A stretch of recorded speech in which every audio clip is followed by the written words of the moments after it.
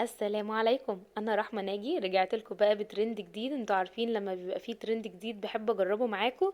هعمل معاكم النهارده المكسوفة او المكشوفة، اي كان، بس هي الترند لذيذ جدا وحبيت اجربه معاكم. يلا بينا نشوف الوصفة. اول حاجة كده هجيب وok كبير او صينية او حلة بس تكون واسعة.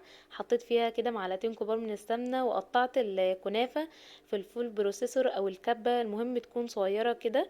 دول 450 جرام يعني حوالي نص كيلو. نزلت كده على السمنة وفضلت احمر في الكنافة. اهم حاجة تبقى ايدكم فيها، ما تسيبوهاش خالص عشان ما تتحرقش منكم او تتلسع او ما تبقاش كلها لون واحد. بعد ما اتحمرت معايا واخدت اللون الجميل ده، نزلت عليها بنص كوباية كده من الشربات التقيل بتاع الكنافة العادي، اللي هو كوبايتين لكوبايتين مية، كوبايتين سكر لكوبايتين مية.